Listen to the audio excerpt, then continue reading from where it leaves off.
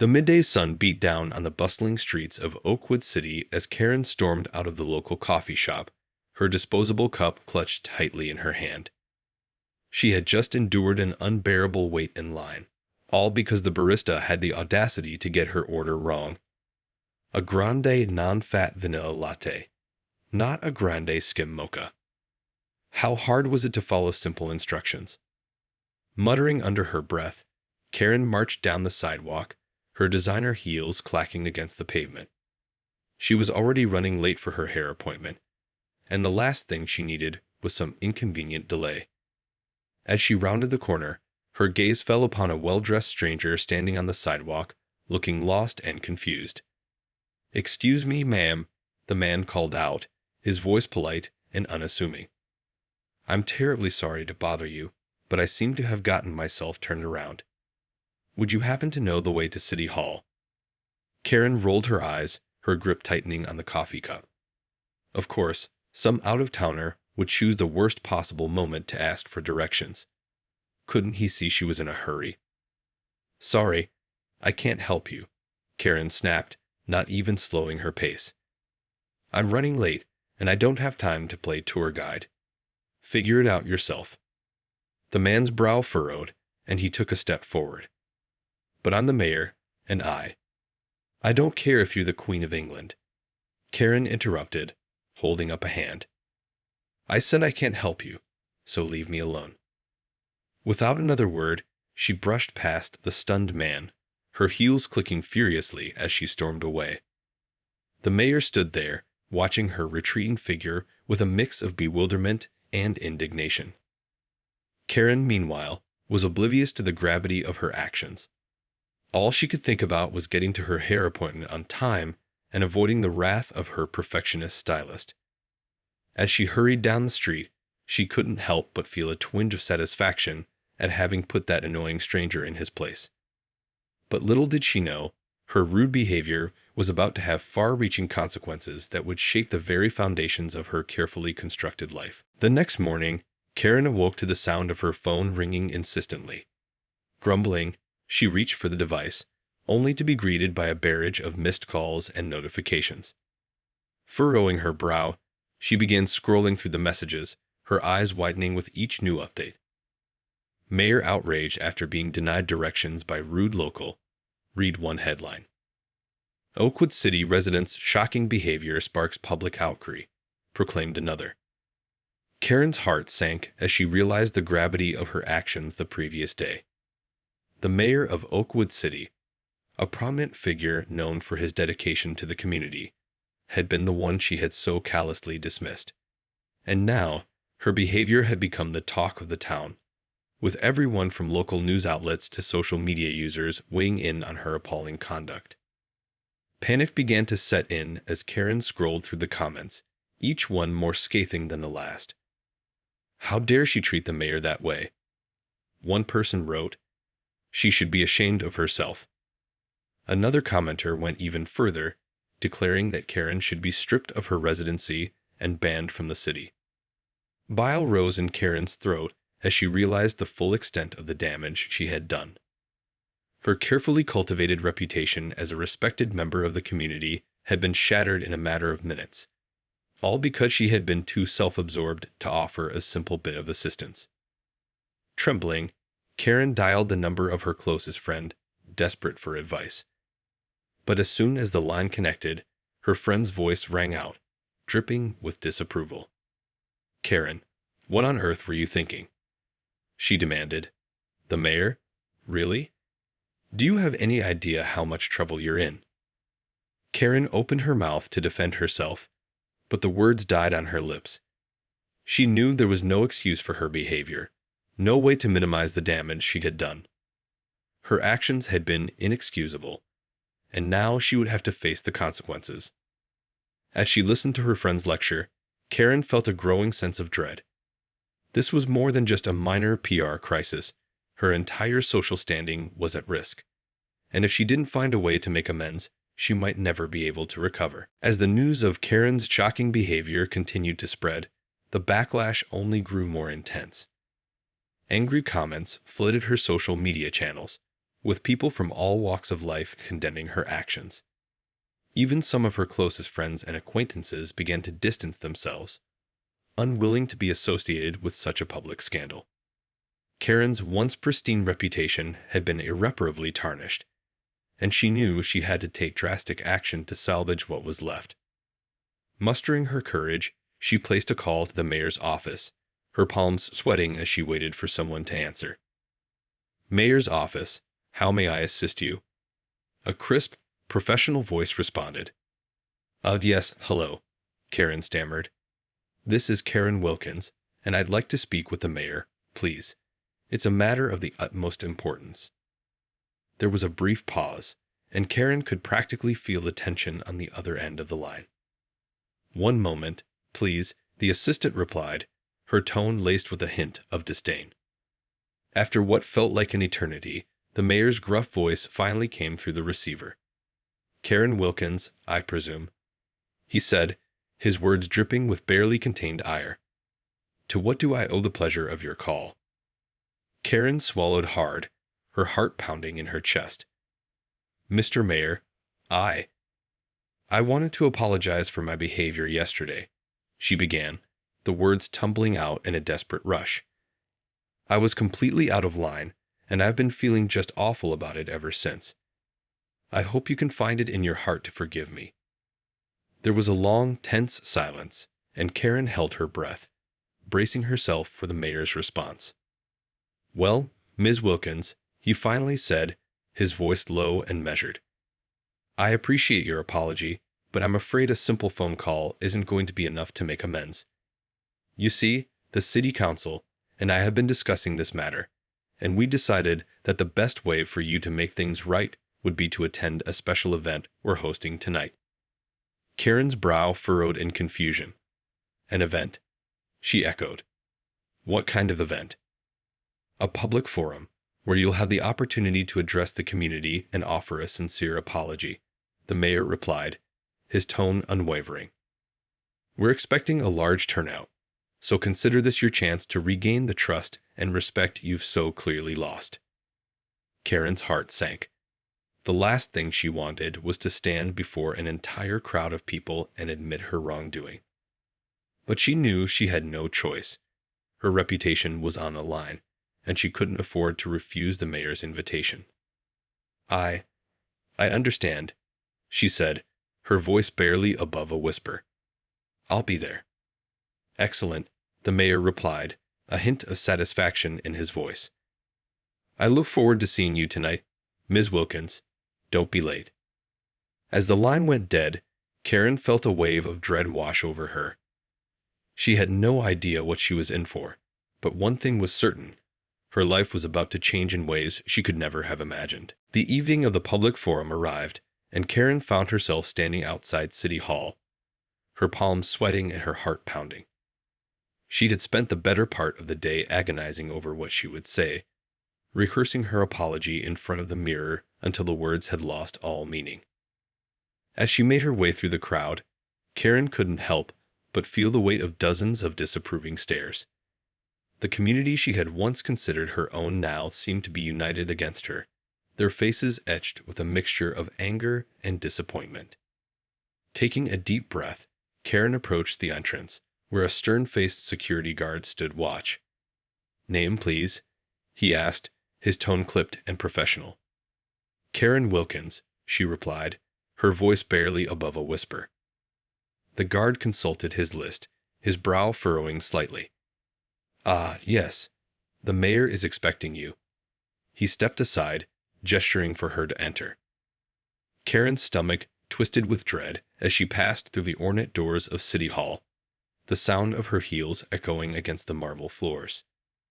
She followed the sound of murmuring voices until she reached the main auditorium, where a sea of faces turned to stare at her as she entered. Scanning the crowd, Karen spotted the mayor, seated at a table on the stage, his gaze fixed upon her. Swallowing hard, she made her way to the podium, every step feeling like a colossal effort. As she stood before the audience, the weight of their collective judgment bore down on her.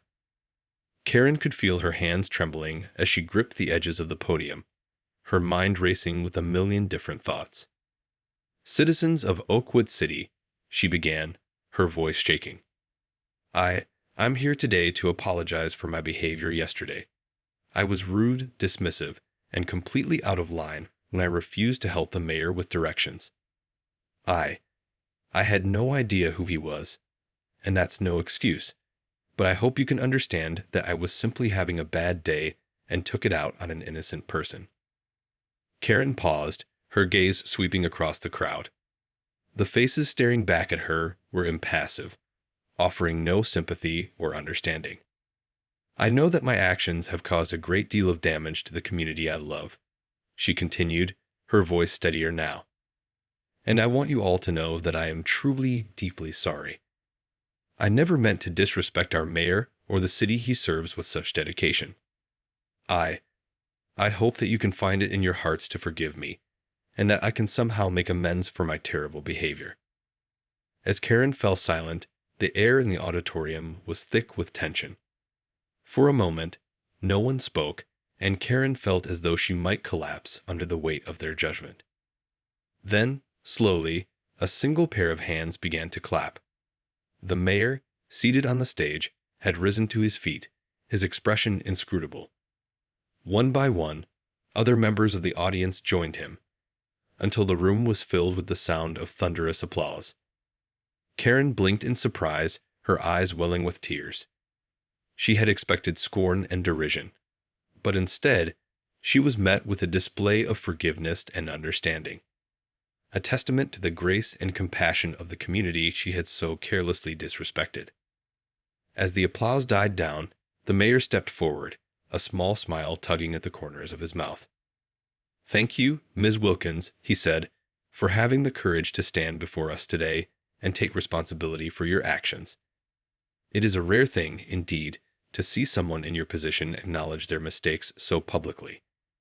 And for that, you have earned our respect." Karen felt a surge of relief wash over her, and she knew in that moment that she had been given a second chance, one that she was determined not to squander. In the days following the public forum, Karen found herself grappling with a profound sense of shame and regret. She had always considered herself to be a pillar of the community, a woman whose impeccable reputation and social standing were the envy of her peers. But that image had been shattered in a matter of moments, all because of her own selfish and entitled behavior. As Karen replayed the events of that fateful day in her mind, she began to see the situation through a new lens. She realized that her actions had not only humiliated her in front of the entire city, but had also deeply wounded the very community she claimed to be a part of.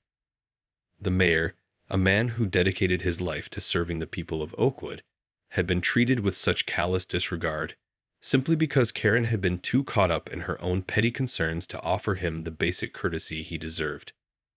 Guilt and remorse gnawed at her conscience, and Karen found herself struggling to reconcile the person she had become with the person she had once aspired to be. Gone were the days of her carefree, entitled existence. In its place, a newfound awareness of the impact her choices could have on those around her. Determined to make amends, Karen began to immerse herself in the community, volunteering at local charities and attending neighborhood events. She listened intently to the stories and concerns of her fellow citizens, finally realizing that the world did not, in fact, revolve around her and her trivial problems. As she interacted with people from all walks of life, Karen started to understand the true meaning of compassion and empathy. She saw the struggles that others faced, the sacrifices they made, and the resilience they displayed in the face of adversity. And with each new experience, her perspective shifted, slowly but surely. Gone was the entitled, self-absorbed woman who had once demanded the world's attention. In her place, a humbled and grateful Karen emerged, one who recognized the importance of humility, kindness, and service to others.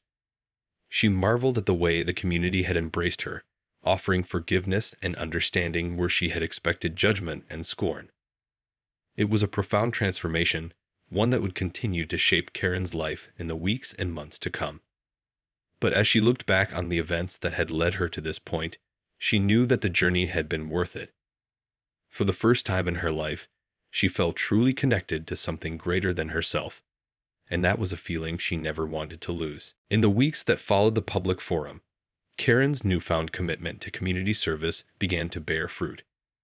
She threw herself wholeheartedly into various volunteer projects, from organizing food drives for the local homeless shelter to spearheading a neighborhood cleanup initiative. As she worked alongside her fellow citizens, Karen couldn't help but feel a sense of belonging and purpose that had been sorely lacking in her life. Gone were the days of endless social engagements and shallow conversations. In their place, Karen found genuine connections, forged through shared experiences and a common desire to make a difference. The mayor, too, had taken note of Karen's transformation. He had been impressed by her sincere apology and her subsequent efforts to make amends, and he took it upon himself to mentor her in the ways of civic engagement and public service.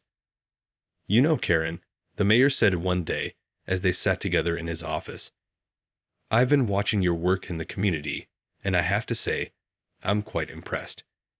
You've really taken this second chance and run with it." Karen felt a flush of pride, but also a twinge of uncertainty. "I'm just trying to make up for my mistakes," she said, her voice soft. "I know I have a long way to go to earn back the trust of this community." The mayor nodded thoughtfully. "That may be true, but you're on the right track. And I have a feeling that your dedication and hard work are going to pay off in ways you can't even imagine." He leaned forward, a gleam in his eye. "In fact, I have a proposition for you. How would you like to serve on the city's planning commission?" Karen's eyes widened in surprise. "The planning commission?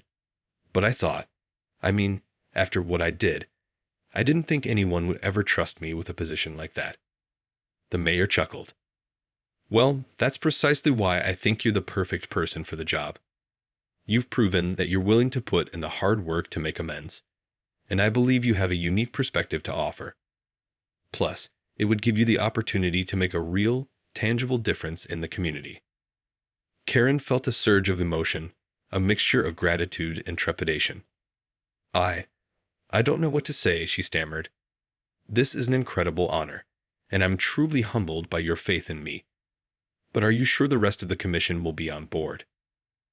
"Leave that to me," the mayor replied, a confident smile spreading across his face. "I'll make sure they understand the importance of giving you this chance. All you have to do is say yes." Karen sat in silence for a moment, her mind racing. This was the opportunity she had been longing for. A chance to truly make a difference, to prove that she was more than just a self-absorbed socialite. And if she succeeded, it could be the first step in rebuilding the trust and respect she had so carelessly squandered. Taking a deep breath, Karen looked the mayor straight in the eye. "Yes," she said, her voice steady and sure. "I accept." As Karen settled into her new role on the City Planning Commission, she quickly discovered that the work was both challenging and rewarding. Gone were the days of simply attending high society events and sipping champagne. Now, she found herself immersed in a world of zoning laws, infrastructure development, and community engagement. At first, Karen struggled to keep up with the complexities of her new position. She often found herself overwhelmed by the sheer volume of information and the weight of the decisions she and her fellow commissioners were tasked with making. But with the mayor's guidance and the support of her newfound allies on the commission, she slowly began to find her footing. Karen's contributions were not always well received, however. Some of the more entrenched members of the commission were skeptical of her sudden transformation, convinced that she was simply trying to salvage her tarnished reputation. They questioned her motives, her knowledge, and her commitment to the community, a constant source of frustration for Karen, who was determined to prove her worth. But as the months passed, Karen's dedication and hard work began to speak for themselves. She pored over project proposals, attended neighborhood meetings, and listened intently to the concerns of the city's residents. And gradually, the skepticism and mistrust that had once surrounded her began to give way to respect and admiration. One day, as Karen was preparing for a crucial meeting, her phone began to buzz incessantly. Furrowing her brow, She glanced down at the screen, only to be met with a barrage of frantic messages from her friends and acquaintances. "Karen, had you seen the news?" One message read, "This is unbelievable." Puzzled, Karen quickly opened her news app, her eyes widening as she scrolled through the headlines. Shocking scandal rocks City Hall. Mayor arrested on corruption charges. Oakwood City Mayor accused of accepting bribes from local developers. Karen's heart raced as she read the details of the story, her mind struggling to process the implications. The mayor, the same man who had given her a second chance, who had believed in her and mentored her, was now at the center of a massive corruption scandal. As the news spread like wildfire through the community, Karen found herself caught in the eye of the storm. Suddenly, the trust and respect she had worked so hard to rebuild were called into question, as people began to wonder if her newfound dedication was nothing more than a facade. Karen's stomach churned with a mix of disbelief, betrayal, and uncertainty. How could the man she had come to respect and admire be capable of such blatant corruption? And what did this mean for her own future on the Planning Commission? Steeling herself, Karen knew that she would have to confront this crisis head-on. Her reputation, and the future of her community, hung in the balance, and she was determined to uncover the truth, no matter where it led. The news of the mayor's arrest sent shockwaves through the community of Oakwood City, leaving everyone, including Karen, in a state of disbelief and uncertainty. As the investigations unfolded, it became clear that the scandal ran deeper than anyone could have imagined, with allegations of bribery, kickbacks, and a web of corrupt connections reaching into the highest levels of the city government. Karen found herself caught in the middle of this maelstrom, her newfound reputation and hard-earned position on the Planning Commission suddenly called into question. Whispers and rumors swirled, with some members of the community suggesting that she must have been complicit in the mayor's misdeeds, or, at the very least, willfully ignorant of them. Determined to clear her name and uncover the truth, Karen threw herself into her work with renewed vigor.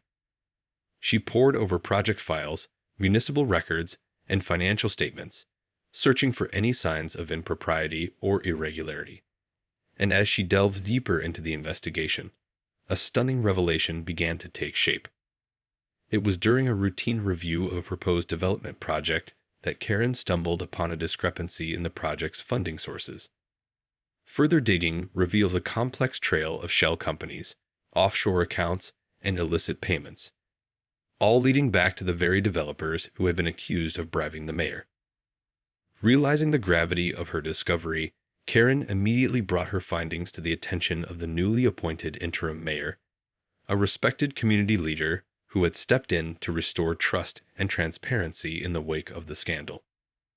The investigation that followed was intense and thorough, with Karen's dogged determination and attention to detail proving crucial in unraveling the intricate web of corruption. Eventually, the truth came to light. The mayor had not only been accepting bribes from unscrupulous developers, but he had also been funneling those funds into his own personal accounts, using his position of power to line his own pockets. As the former mayor was arrested and charged, the community of Oakwood City breathed a collective sigh of relief. And in the aftermath, Karen's role in uncovering the scandal was widely celebrated, with many hailing her as a hero who had saved the city from further corruption and decay. With her reputation not only restored but elevated, Karen found herself in a position of newfound respect and influence. The interim mayor, impressed by her integrity and commitment to the community, offered her a permanent seat on the Planning Commission, where she could continue to shape the future of Oakwood City. As Karen accepted the position, she couldn't help but reflect on the journey that had brought her to this point. From the entitled and dismissive woman she had once been to the dedicated and principled civic leader she had become, her transformation was nothing short of remarkable. And in that moment, she knew that her story was far from over. There were still countless challenges ahead, but she was more than ready to face them, armed with a newfound sense of purpose and a deep appreciation for the power of redemption.